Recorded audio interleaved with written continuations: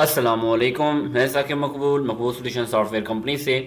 आज हम मकबूल सोल्यूशंस के point of sale software e sale analyst में एक सप्लायर या एक वेंडर से की गई परचेजिंग को सॉफ्टवेयर में कैसे ऐड करेंगे, या आप जिसे परचेज बिल कहते हैं, परचेज बिल को ऐड करने का तरीकाकार देखते हैं। तो सप्लायर या वेंडर से की गई परचेजिंग को, स्टॉक या इन्वेंट्री को सॉफ्टवेयर में ऐड करने के लिए आप सिंपल परचेज के मॉड्यूल्स पर क्लिक करेंगे, परचेज डिटेल्स में जाएंगे और न्यू परचेजिंग ऐड करने के लिए आप ऐड के बटन पर क्लिक करेंगे। परचेज विंडो आपके सामने ओपन हो जाएगी। अगर ये आपकी पीसी स्क्रीन के मुताबिक प्रॉपर सेट आउट ना हो तो यहाँ आपके सामने तीर का बटन भी मौजूद है। यहाँ से 2 बार क्लिक करने से आपकी जो परचेज विंडो है वो इनलार्ज हो जाएगी, बड़ी हो जाएगी। सबसे पहले डेट की फील्ड है, जो आपके सिस्टम की डेट होगी वही यहाँ पर ब्लिंक करेगी, और इसे आप चेंज सिर्फ इस सूरत में करेंगे जब आप परचेजिंग को किसी पिछली डेट में करना चाहते हैं, या आपके पास बिल 2 या 3 दिन बाद रिसीव हुआ, या आपसे 1-2 दिन मिस हो गया और पिछली डेट में आपको परचेज बिल ऐड करना चाहते हैं, तो यहाँ से आप डेट चेंज भी कर सकते हैं। नेक्स्ट हमारे पास ऑर्डर नंबर का ऑप्शन भी अवेलेबल है, जिसे आप सिर्फ इस सूरत में यूज करेंगे जब आपने एक सप्लायर से कुछ भी परचेज करने से पहले सॉफ्टवेयर ई सेल एनालिस्ट की मदद से ही ऑर्डर जनरेट किया हो। आप सप्लायर की मदद को ऑलरेडी एडवांस में ऑर्डर भी दे सकते हैं, और सॉफ्टवेयर में कंप्लीट मॉड्यूल अवेलेबल है जो हम नेक्स्ट वीडियो में देखेंगे। तो ऑर्डर ऑलरेडी आपने दिया हुआ है, तो यहाँ से वो ऑर्डर नंबर आप सिलेक्ट करेंगे तो आपके तमाम जो प्रोडक्ट्स हैं, जो आइटम्स हैं, वो ग्रिड में लोड हो जाएंगे। आपको एक एक सिलेक्ट करके परचेजिंग में डालने की जरूरत नहीं होगी। नेक्स्ट हमारे पास सप्लायर नंबर की फील्ड है, जिसमें आप अपने वेंडर या सप्लायर का नाम सर्च करेंगे। आपने तमाम सप्लायर ऑलरेडी ऐड कर रखे होंगे और उन्हें ऐड करना हमने पिछली वीडियो में देख लिया है, तो यहाँ से आप उसे सर्च कर लेंगे। और बिलफर्ज वो आपका न्यू सप्लायर है, यानी आपने फर्स्ट टाइम से उससे कोई भी सामान उठाया है, तो आप यहाँ पर ऐड का बटन भी अवेलेबल है, यहाँ से उसे प्रॉपर्ली ऐड कर लेंगे। और ऐड सप्लायर को ऐड करने के लिए आपको नेम की जरूरत होगी, और बाकी भी डिटेल्स आप देना चाहें तो आप फिल कर सकते हैं। और ओपनिंग बैलेंस से मुराद होती है उनका साबका, तो यकीनन वो नहीं होगा, तो आप 0 ही रख के इसे सेव कर देंगे, तो ये नया सप्लायर सॉफ्टवेयर में सेव भी हो जाएगा और खुद ब खुद यहाँ पे सिलेक्ट भी हो जाएगा। और नेक्स्ट इनवॉइस नंबर का आपके पास ऑप्शन भी अवेलेबल है, जिसमें आपके पास सप्लायर या वेंडर से जो भी परचेजिंग आई है उसको कोई भी सीरियल नंबर है या इनवॉइस नंबर उस पर मेंशन है, तो आप इनवॉइस नंबर को, डेट को, या कुछ भी ऐसी चीज है जो आप सॉफ्टवेयर में रिकॉर्डेड करना चाहें तो आप नंबरिंग वगैरह के इस ऑप्शन में यूज कर सकते हैं। ये ओपन फील्ड है। नेक्स्ट हमारे पास मेन ऑप्शन आता है कि आप प्रोडक्ट्स को या आइटम्स को ग्रिड में लोड कैसे करेंगे या सर्च यहां से कैसे करेंगे। उसके लिए आपके पास यहाँ प्रोडक्ट्स या बारकोड का ऑप्शन अवेलेबल है। एक ही फील्ड है जिसमें दोनों चीजें आपकी सर्च होंगी। आइटम को स्कैन करने के लिए आप बारकोड का इस्तेमाल भी कर सकते हैं, यानी आपने ऑलरेडी अगर बारकोड लगाए हैं आइटम के साथ, कैश एंड कैरी या कोई भी कॉस्मेटिक का स्टोर है, आइटम को आप स्कैन करेंगे तो आपका आइटम बिल में डिस्प्ले हो जाएगा। इस तरह जितने आइटम होंगे आप उन्हें स्कैन कर सकते हैं। इसके अलावा कोई मेडिसिन या कोई भी इस तरह का बिजनेस है तो उसमें ऑलरेडी रजिस्ट्रेशन नंबर्स भी लिखे होते हैं आइटम्स के, तो आप आइटम को कोई भी जो रजिस्ट्रेशन नंबर है टैबलेट की जो बॉक्स है उसकी मदद से आप लिख देंगे। नेक्स्ट आपके पास ऑप्शन होता है आप आइटम्स को बाय नेम भी सर्च कर सकते हैं। जो भी आप आइटम लिखेंगे आपके सामने तमाम उसकी जो भी वेरिएंट्स या फ्लेवर्स अवेलेबल होंगे वो तमाम आ जाएंगे, और स्क्रॉल डाउन या आपकी मदद से आप ऊपर नीचे मूव भी कर सकते हैं। और जब आपको आपका डिज़ायर आइटम मिल जाए तो आप उसके ऊपर माउस की मदद से क्लिक भी कर सकते हैं, और आप चाहें तो उस पर इंटर भी प्रेस कर सकते हैं। आपने जो आइटम सप्लायर से इस वक्त परचेज किए होंगे वो तमाम आइटम्स लगाने के बाद अब नेक्स्ट आपका स्टेप होगा इनकी बाकी तमाम चीज़ें भी लिखना। अगर आप फर्स्ट टाइम पे परचेजिंग कर रहे हैं तो आपके पास कुछ कॉलम्स एक्स्ट्रा आ रहे होंगे, उन्हें ख़त्म करने के लिए आप यहाँ प्लस के बटन पर क्लिक करेंगे, और यहाँ से अगर आपको बुक क्वांटिटी वाला कॉलम वगैरह नहीं चाहिए तो आप उनको यहाँ से ख़त्म कर देंगे, तो ये सेटिंग सिस्टम में सेव हो जाएगी। नेक्स्ट आपके पास ये ऑप्शन नहीं आएगा।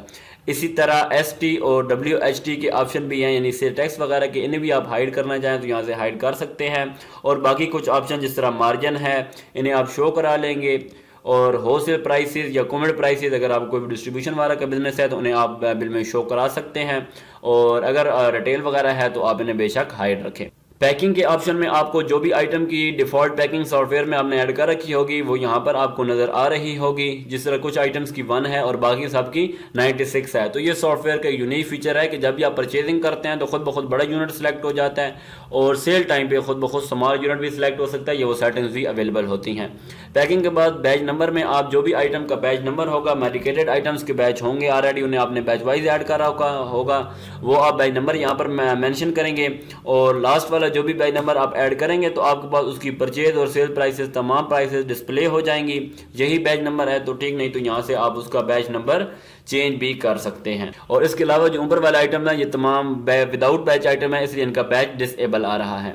नेक्स्ट पर आइटम की जो परचेज प्राइस है वो यहाँ पर आपको डिस्प्ले हो रही है 120 परचेज प्राइस, बाकी सब की आ रही है। रिसीव क्वांटिटी में अब आपने हर आइटम के जितने जितने पीसेस या बंडल्स परचेज किए हैं वो यहाँ पर आप टाइप कर देंगे तो आपके तमाम इधर बिल में ऐड हो जाएंगे। और इसके बाद नेक्स्ट अमाउंट का कॉलम है, आप चाहें तो सिंगल प्राइस भी ऐड कर सकते हैं और उसको जो टोटल होगा आपको अमाउंट में मिल जाएगा।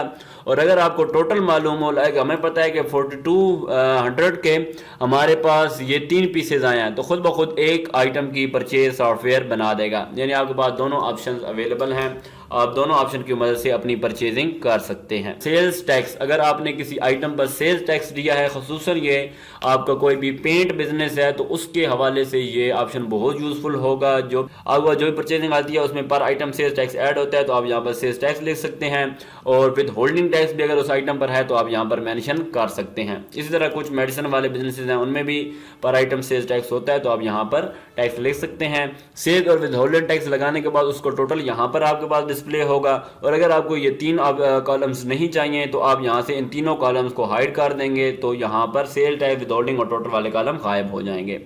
नेक्स्ट, एक आइटम पर आपको कितने परसेंट मार्जिन मिल रहा है, ये बहुत ही यूनिक फीचर है। यानी पर आइटम आपको मार्जिन कितना मिल रहा है, रिटेल और परचेज के दरमियान में जो मार्जिन है वो यहाँ पर आपको डिस्प्ले हो रहा होता है। जिस तरह 190 की अगर परचेज हो, 300 की सेल हो तो 36% आपका मार्जिन है। मेडिसिन वाले बिजनेस में ये बहुत ज़्यादा यूजफुल है। इसके अलावा तमाम बिजनेस जो भी हैं उनके लिए बहुत ज़्यादा यूजफुल ऑप्शन है कि जो ही आप परचेजिंग कर रहे होते हैं तो आपको पर आइटम का जो मार्जिन है वो भी यहाँ पर पता चल रहा होता है कि आपको उस आइटम में बचत या मार्जिन कितना है। इसी तरह रिटेल प्राइस आप यहाँ पर लगाएंगे, होलसेल प्राइसेस आप मेंशन करना चाहें तो यहाँ पर मेंशन कर सकते हैं और कमेंट प्राइसेस भी यहाँ पर ही अपडेट आप कर सकते हैं। जो ही यहाँ अपडेट करेंगे पूरे सॉफ्टवेयर में खुद ब खुद आपकी जो प्राइसेस होंगी रिटेल होलसेल वो अपडेट हो जाएंगी। बैच वाला आइटम होगा तो जो नए बैच की परचेज प्राइस होगी या सेल प्राइस होगी उस हिसाब से ऐड होगी। बाकी जो आइटम्स हैं उनकी इस बार ये परचेज ऐड हो जाएगी और बाकी प्रॉफिट लॉस एवरेज के हिसाब से सॉफ्टवेयर बनाएगा। और इस तरह कुछ आइटम ऐसे भी हो सकते हैं जो 2 बैच में आए हैं तो आप इसे 2 बार सर्च करके नेक्स्ट बैच जो है इस नीचे वाले कॉलम में लिख देंगे और उसकी परचेज सेल अगर यही है तो आप मेंशन कर देंगे और अगर चेंज हो गई है तो आप उसे चेंज भी कर सकते हैं। और बैचेस का यही फायदा होता है कि आप एक से ज़्यादा परचेज और सेल प्राइसेस को भी बैच के थ्रू मेंटेन कर सकते हैं।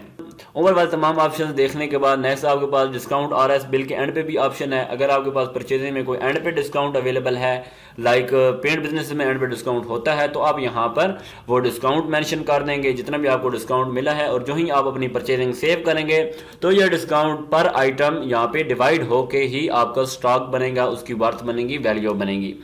और इसी तरह अगर आपको को एंड पे परसेंटेज में डिस्काउंट मिला है तो 10%, 12% वो आप यहाँ पर मेंशन कर देंगे। इसके अलावा साथ आपके पास टैक्स का ऑप्शन अवेलेबल है। बिल के एंड पे मोस्टली टैक्स लगा होता है 100 रुपीज़ या 200, जो भी आपके पास यहाँ पे एंड पे टैक्स होगा वो यहाँ पर ऐड कर देंगे तो सॉफ्टवेयर में आपका ओवरऑल प्रॉफिट लॉस में भी ये टैक्स ऐड हो जाएगा। और अगर आपकी ये कैश परचेजिंग थी तो आप यहाँ पर कंप्लीट अमाउंट पेड कर देंगे। और अगर आप क्रेडिट करना चाहें, उधार करना चाहें तो आपने जो पेमेंट पे की वो यहाँ पर लिख सकते हैं, यहाँ पर पेड 0 भी कर सकते हैं और बाकी जो अमाउंट है उनके लेजर में भी पेड कर सकते हैं। बहरहाल पेड का मतलब है कि आपने इस सप्लायर को कितनी पेमेंट, कितने रुपए अदा किए। एक सप्लायर के एंड पे जो भी बैलेंस होता है वो आपके पास ऑलरेडी करंट बैलेंस में आ रहा होता है। यानी एक सप्लायर का इस परचेजिंग से पहले जो भी बैलेंस है वो आपको यहाँ पर डिस्प्ले हो रहा होता है और ये जो बैलेंस है वो आपको सिर्फ इस बिल का नजर आ रहा है।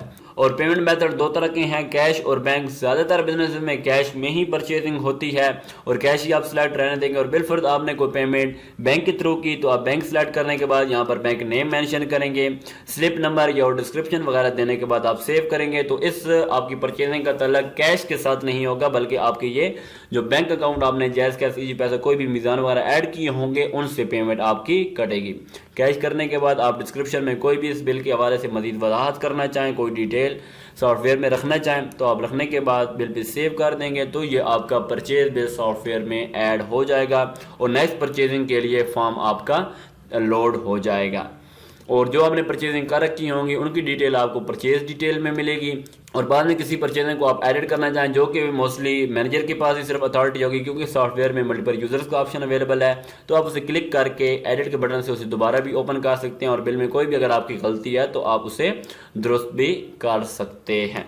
बैच नंबर के साथ साथ आपके पास एक्सपायरी का भी ऑप्शन अवेलेबल होता है। जो भी एक्सपायरी आइटम्स हैं उनकी आप बैच वाइज सॉफ्टवेयर में एक्सपायरी भी लिख सकते हैं, जो एक्सपायर होने पे आपके पास अलर्ट्स भी आएंगे और नियर एक्सपायरी पे भी अलर्ट्स होंगे। तो आप सबसे पहले डेट लिखेंगे, उसके बाद स्लैश और इसके बाद मंथ लिखेंगे, और अगर वो सिंगल डिजिट है तो आप पहले 0 लिखेंगे स्लैश और उसके बाद आप ईयर लिखने के बाद इसे सेव कर लेंगे। इसके अलावा कोई भी फॉर्मेट सॉफ्टवेयर में एक्सपायरी के लिए आप नहीं लिख सकते, यही फॉर्मेट आपको रखना होगा। कोई भी गलत फॉर्मेट होगा तो एक्सपायरी प्राइस आपकी सॉफ्टवेयर में या एंट्री में सेव नहीं होगी। इसके अलावा आपके पास एक और ऑप्शन भी परचेजिंग में होता है UOM का, वो डिफॉल्ट में शो नहीं होगा, आप चाहें तो उसे भी फ्रंट पे शो कर सकते हैं।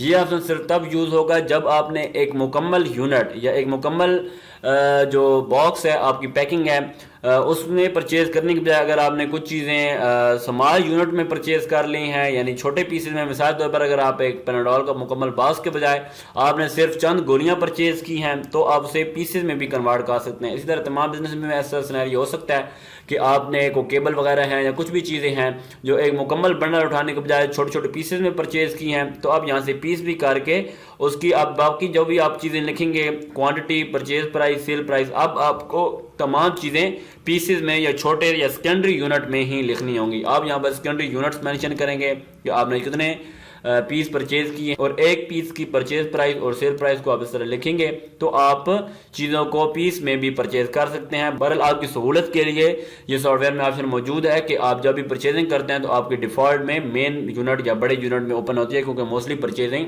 बड़े यूनिट्स में ही होती है। आज की इस वीडियो में बस इतना ही। नेक्स्ट वीडियोस में हम बाकी ऑप्शन को भी देखेंगे। तब तक के लिए अल्लाह हाफिज़।